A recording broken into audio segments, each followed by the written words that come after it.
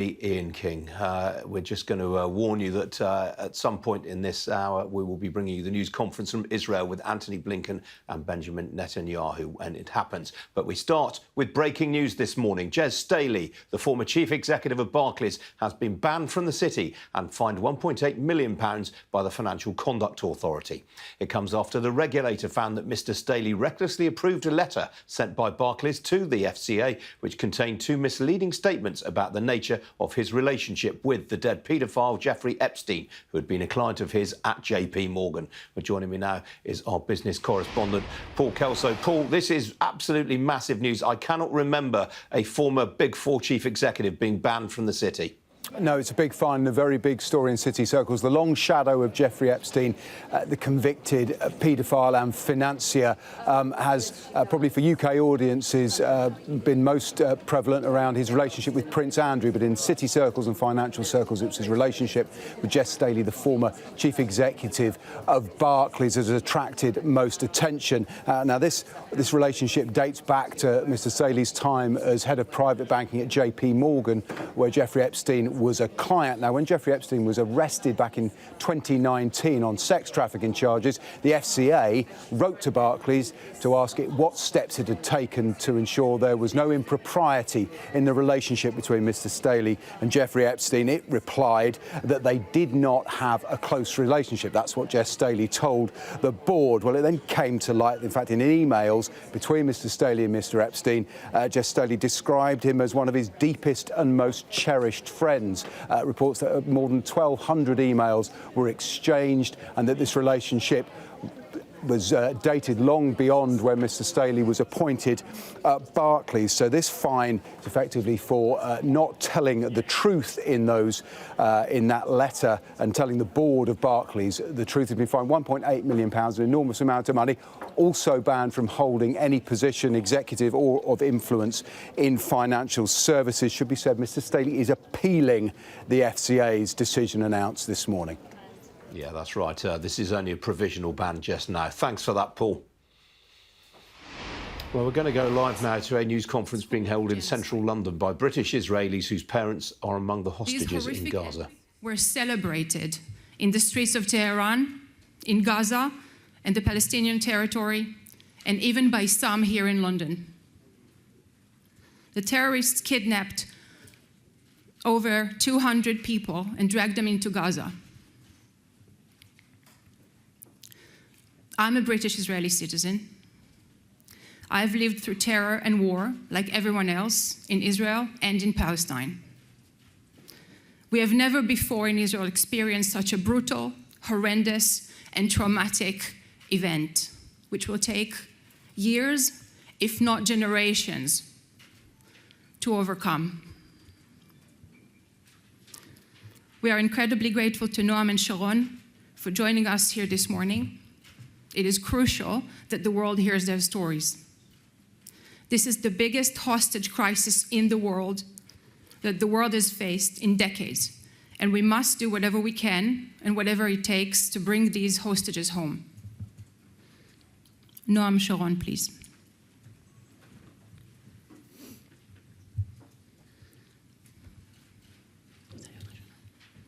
I shouldn't sit here today. I should have been on my way to Heathrow to pick up my mum, who's coming to celebrate her 75th birthday today with her family here in London. I'm here because of pure evil.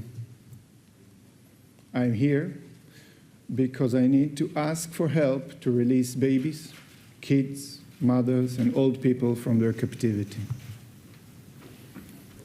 My name is Noam Sagi. I'm a British citizen, and I am one of your own. On Saturday morning, Kibbutz Nir Oz, where I was born, grew up, woke up to a massacre, to a second Holocaust. They've been gassed, burned, butchered, slaughtered, killed, and kidnapped. Mostly young kids and old elderly people. They burned the place to the ground shot the dogs, nothing left. There's no politics here. No context, no religion, no race.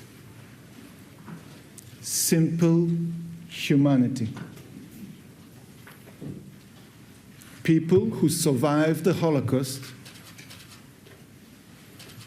found themselves facing another one.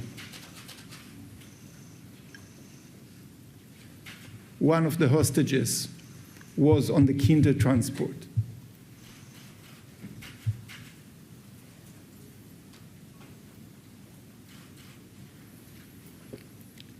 I call you, all of you, the media people here in this room,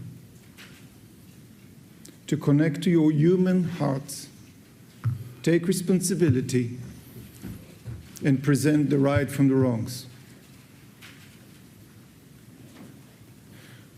Call the Hamas for what they are, a terror group.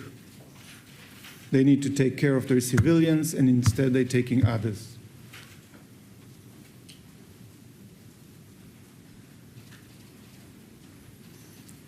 They're using you to manipulate opinions. And in this psychological warfare, you are being used.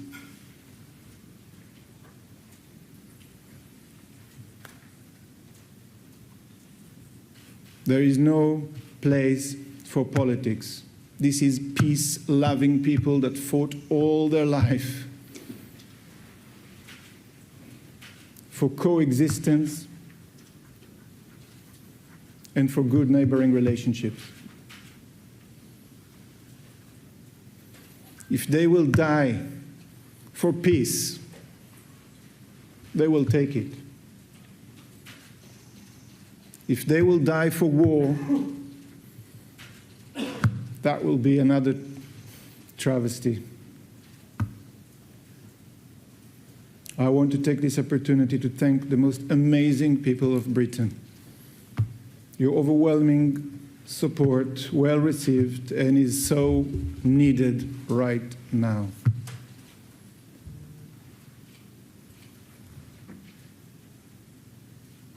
I want also to thank the British government for all that they do formally and informally to bring these beautiful people back home.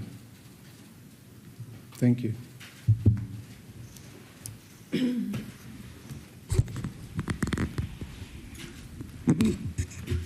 Hello, my name is Sharon Lifshitz. I feel I've been hollow for the past few days, but I feel that we are strong. I feel that together we are facing this thing. What we are facing is an act of such barbarity that it is asking us, it is coaxing us into hate, into rage, into wanting to destroy, and against this senseless, horrific act of destruction that have taken so much for me, but even more for my community. These are the children that we all know. They are the children of our friends that we have grown together. These are the parents that have brought us together collectively. And I'm here to speak on their behalf.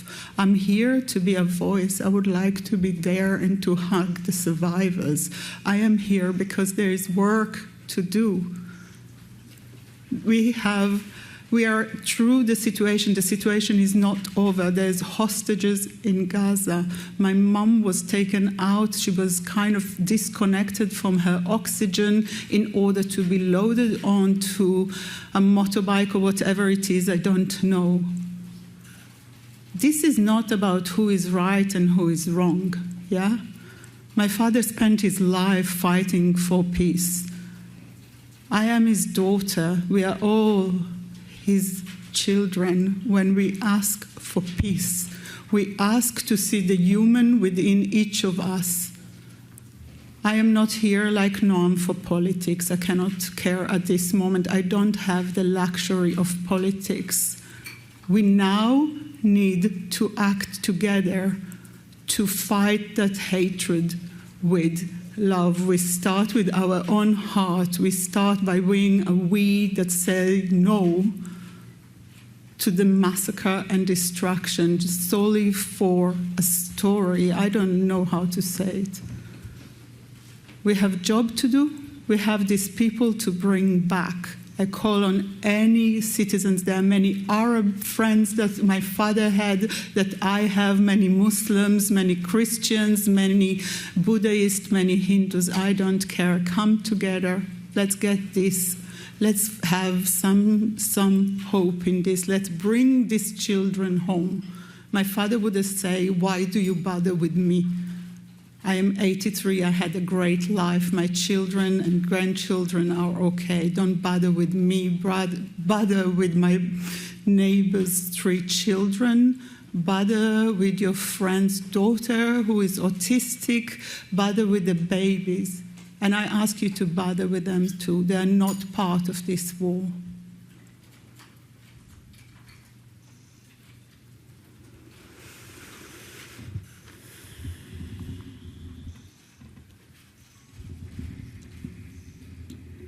Thank you, Sharon and Noam.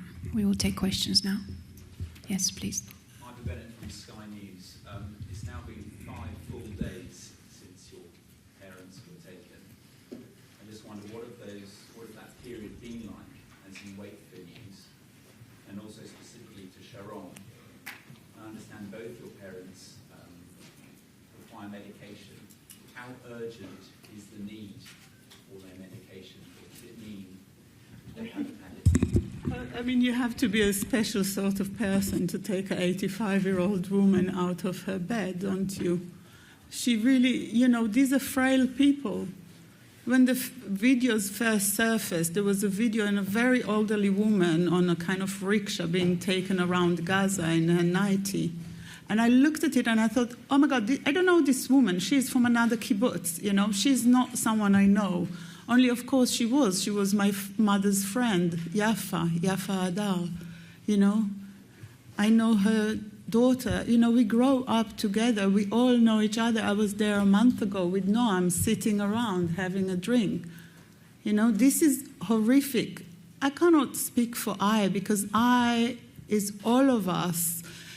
There are people that are there, you know, counting the bodies. You know, there are people that are there supporting the survivor. We, together, have experienced something that is so horrific we cannot contemplate. But we have a job to do now, and I am concentrating, all of us are concentrating on the job at hand. And the job is, in the face of all of this, bring these people back home.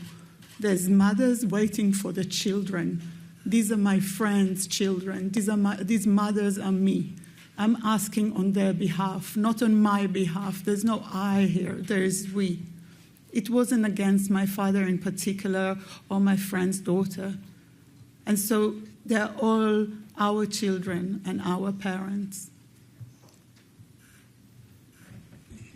And to know, what's the last 5 Yeah. days been like waiting for news? I will echo Sharon. I feel I'm in a luxury position to be able to sit here and worry and to be afraid or to have any emotions thinking about my 75 years old mom sitting somewhere in Gaza. I need to navigate something she never imagined that will happen. Her parents fled Europe to protect their life. And she finds herself now on the other side of the border. It's not even one generation. So it's heartbreaking, but we are very, very resolved and very clear what is it that we are focusing on. They need to be back home now. And I say they, I'm talking about civilians, especially every kid under 18, every elder person over 65 should never, ever in this world by any means we accept that this is part of any negotiation or bargaining chip for what? So I'm in a luxury position. Charlotte Lynch from LBC. Have you heard any glimmers of hope over the past 5 days at all? And what is it right now that is keeping you going, that is giving you some hope? No, we didn't heard anything. If you mean about anything formal, the answer is no. We don't know. What keep us going? What's kept me going? My son have one grandmother. I want him to be with her for his next birthday. What keeps me going is that every one of these people, where you call them, you might look at the picture, they're family.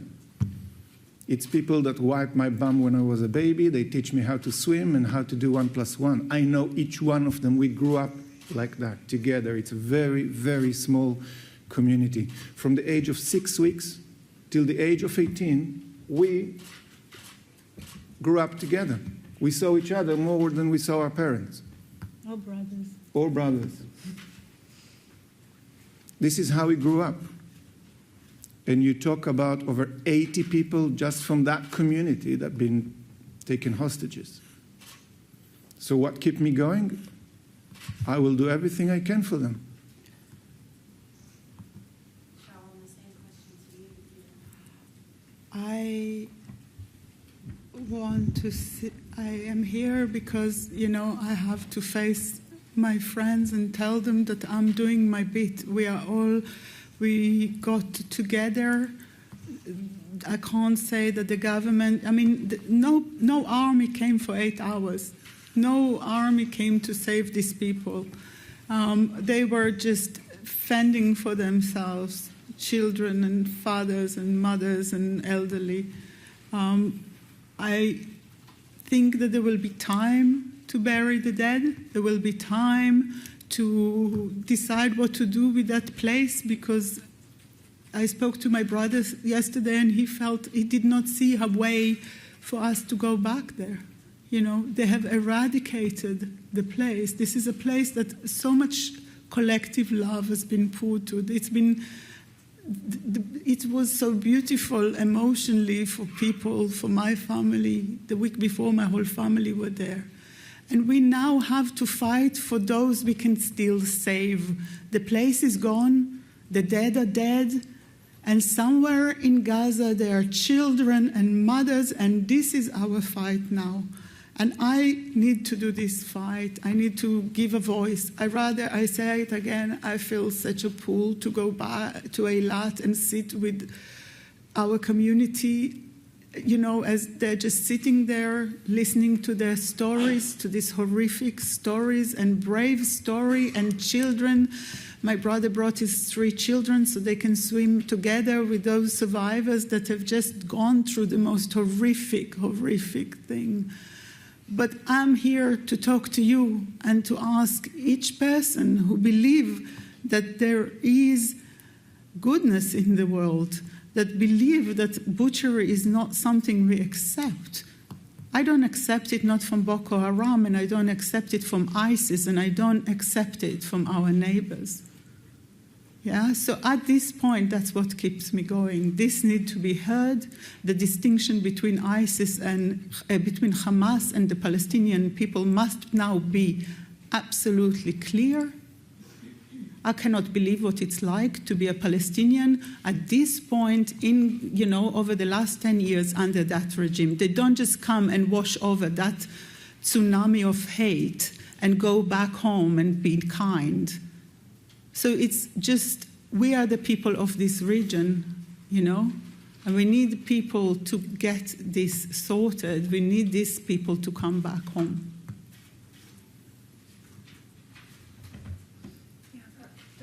Associated Press. What have you heard? I don't know. You mentioned that you know you have been in touch with the British government, but has the British government and indeed the Israeli government the assistants told you anything about what might be going on?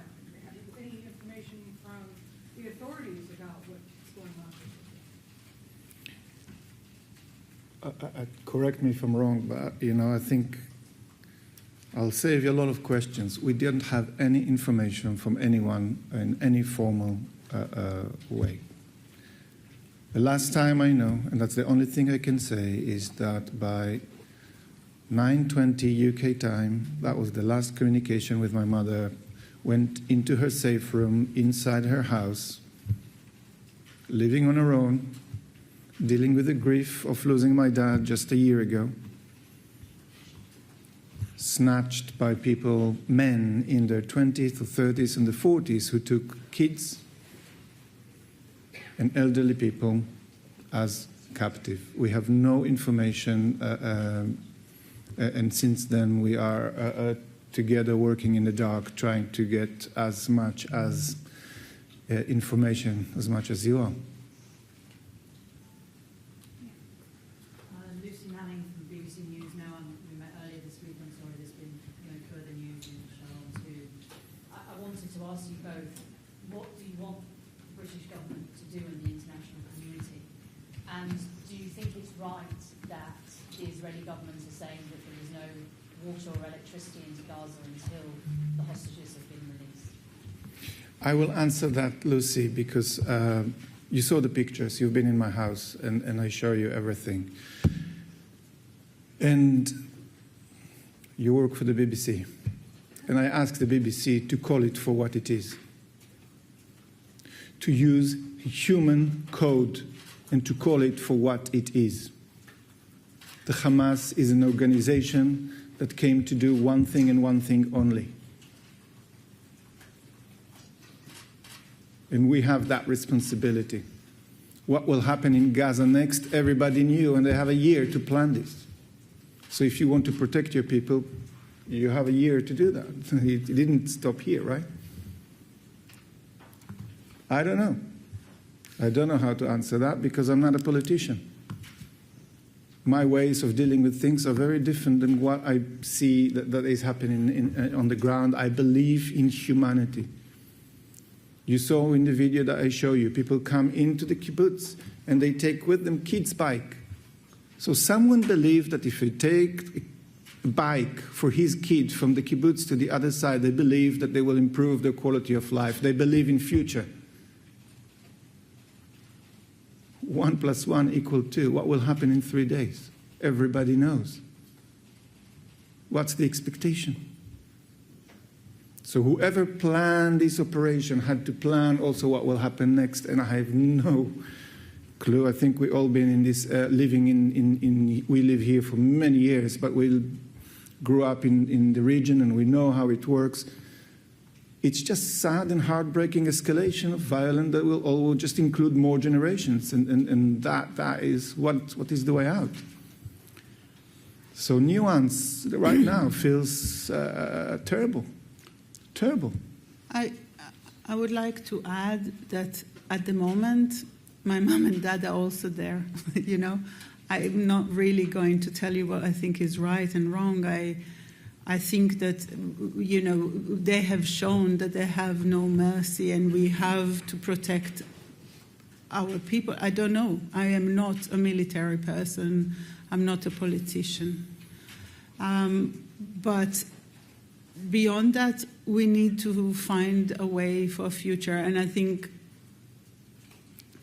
at the moment, it's really, really just the fact that we can't do anything until these elderly people and children are back. This is on message for me because we can sit here and we're going to spend the rest of our life dealing with this atrocity. This is the defining moment of our life, What we have worked and our parents worked for, and, our children, everything we have done, there's nothing left, All my parents' life work, it's gone, yeah?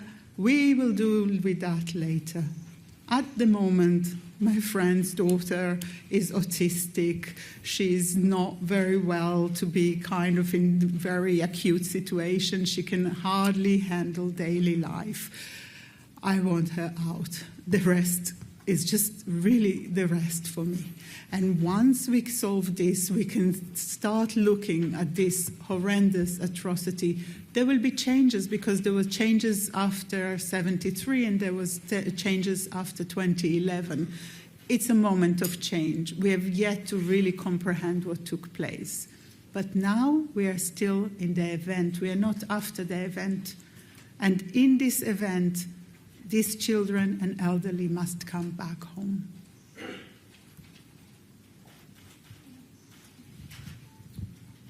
Hello, Marcela from France 24. I'm W Radio. I just wanted to ask you, how much longer can your parents live without their medication? How is their situation? And also now that they don't have any electricity. I don't know what they have. You know, I keep telling my son that they are very valuable asset and therefore people are looking after them. I have no clue, but I have to somehow find a way through this reality, you know. My mom and dad, I would say, are incredibly strong people in their heart and in their will. The body, you know, my father, I was afraid now for him to climb on a chair, let alone anything else. My mom's back is unwell. She, you know, I don't know if it's damp. I don't know if it's dusty. I don't spend my time thinking about it because I would explode.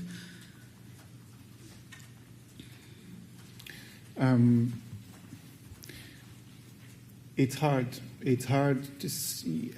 I think we need to understand that they just transfer care home into Gaza. This is people with cancer. This is people with dementia. This is people with Parkinson. They're not mobile. Actually, they took them on their own mobility scooters all the way. And I think it was the longest trip they had for a long time. The reason we feel urgency is because nature will do its course if we are not going to act quickly. If the international community and the humanity and the human code and the human dial won't fall in a place that we say, stop, this is outside of the lines of what is okay and what is not okay, they won't be here for too long. My mom she has severe allergies to every kind of dust. I know that her EpiPen and her inhalers are at home. I can send how many I want to the border. I don't know if it will reach her or not. And everyone there is a case in themselves. I keep on getting desperate pleas from people in Israel, mothers for kids, said, can you please get someone from the Red Cross to get that medication for that child? My heart goes out, and I don't know what we can do from here, but I know there is so many good people. And I must say, in Turkey, in Qatar, they're doing an amazing job. Amazing job. We're not going to talk about them because we don't know them, but they will be our best hope that things will get to them and they will have some hope to survive. And as Sharon said, I believe that if they are assets, they will take care of them.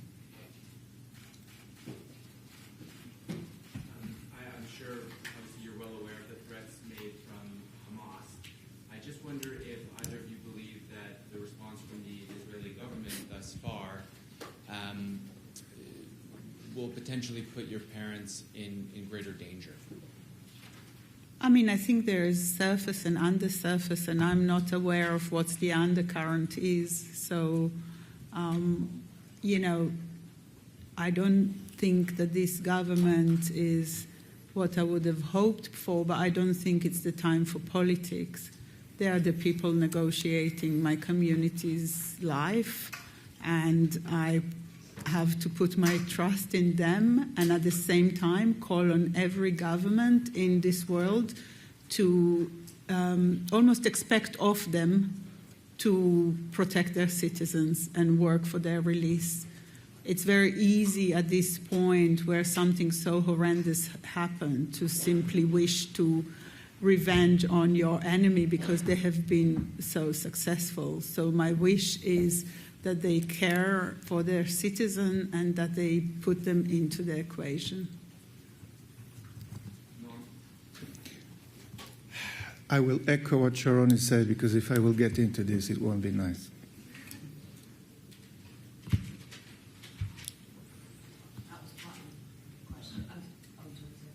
Julian Drucker, 5 News. Thank you both for appearing on our programme over the last few days, which our viewers really appreciate.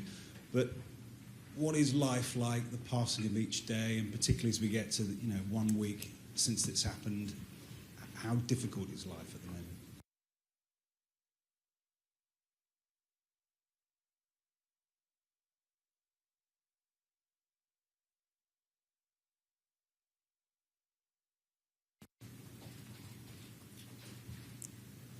I'm working with my clients and help them with their own emotions to get a better quality of life and make change in the world, what we understand humans in different ways. And we're talking about how AI is going to change the world and what is all kind of range of sexuality, and then everything comes back to the basic existential reasoning of what the hell we're here for. Are we here? What's going on? Is my mom alive? Is she not? What her crime was? What? Can someone remind me why she is a hostage? For being a Jewish living in her own home in Israel?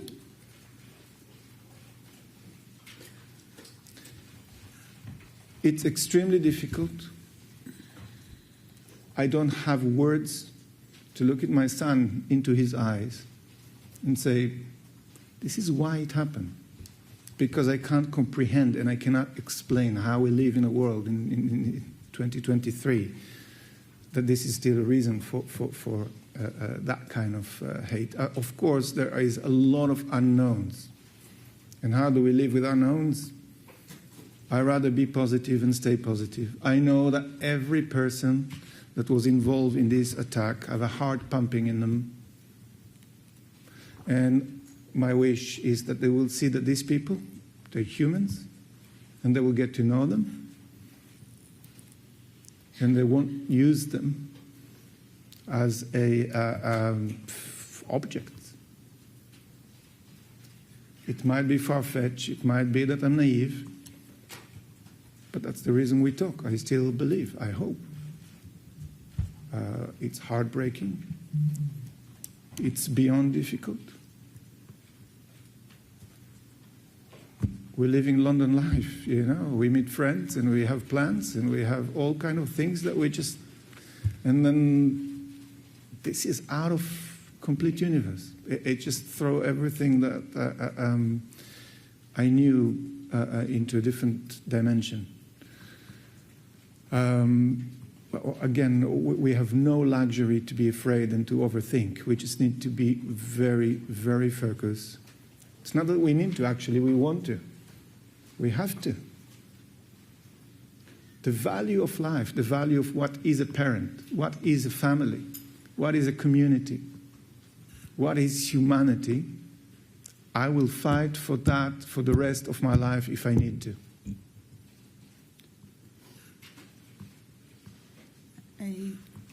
I would just want to add that I think, first of all, we are here and we are safe, and the citizens of the region are about to go into war.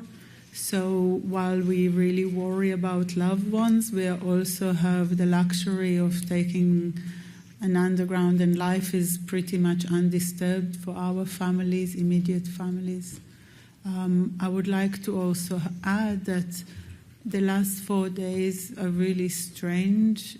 They're kind of it's like as I said it before, I feel the I is gone and the we is holding me together, and that's the we of the people that I grew up with, but it's the we of the people around me here and all over the world, and friends I've made over a lifetime that have, and people that just, yesterday I received emails from people in Qatar telling me that, people there support us and are horrified by what is happening.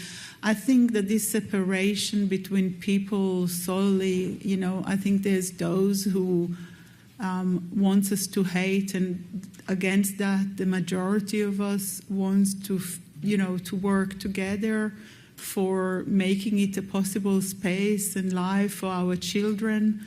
And we have to hold on to those people, and we have to. I have experienced love I've never experienced before around me here, and I feel we are carried by this love, and we are all finding strengths in us we didn't know we have. I mean, this is not really where I was planning to be on Thursday afternoon. We have to rise to this, and we have to believe that we can fight hate with love.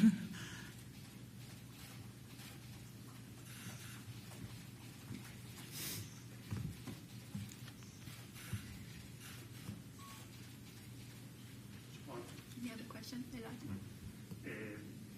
Sean, I know your parents were peace activists. You can expand a little bit about that. I know that they spend their lives.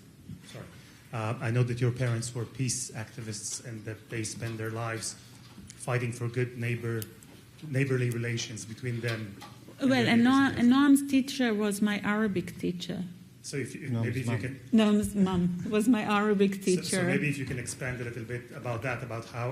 My father was a peace activist all his life. He was...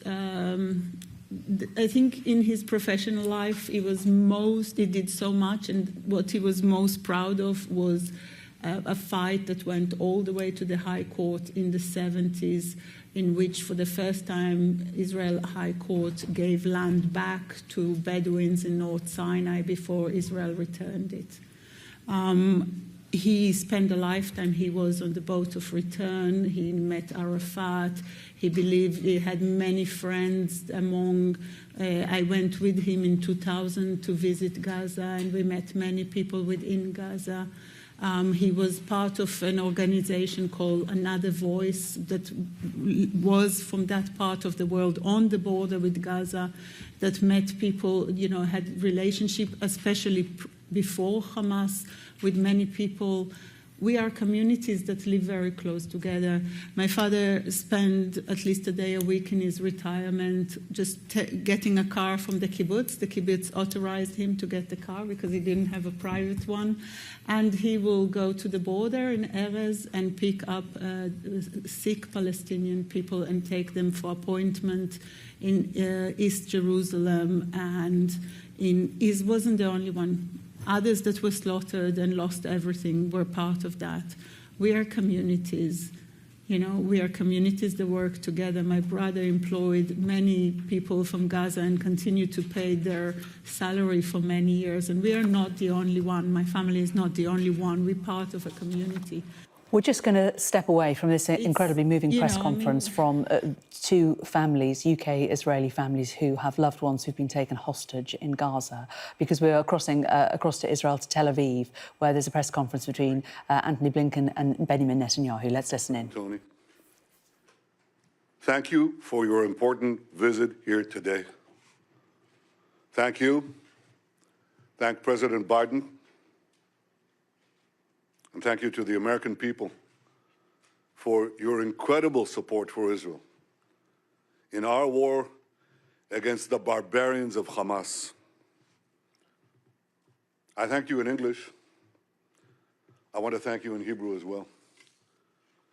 אני רוצה להודות למזכיר המדינה בלינקן, לנשיא ביידן ולעם האמריקני על התמיכה הכבירה שלהם במלחמה שלנו נגד הברברים של החמאס. אדוני המזכיר, אתה בא הנה לעם כואב, עם לוחם, עם של אריות, עם שנחוש לנצח את כוחות הרשע מסביבנו. משעה לשעה מגיעות לנו, אנחנו שומעים על סיפורי הזוועה ועל סיפורי הגבורה. סיפורי הזוועה אומרים הכל עליהם, וסיפורי הגבורה אומרים הכל עלינו. והגבורה הזאת תנצח. Mr. Secretary, your visit is another tangible example of America's unequivocal support for Israel. Hamas has shown itself to be an enemy of civilization. The massacring of young people in an outdoor music festival, the butchering of entire families, the murder of parents in front of their children and the murder of children in front of their parents, the burning of people alive, the beheadings, the kidnappings of a young boy, not only kidnapped, molested, hurt, attacked, and the sickening display of celebrating these horrors, the celebration and glorification of evil. President Biden was absolutely correct in calling this sheer evil.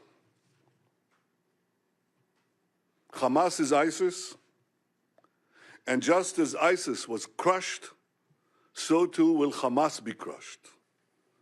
And Hamas should be treated exactly the way ISIS was treated.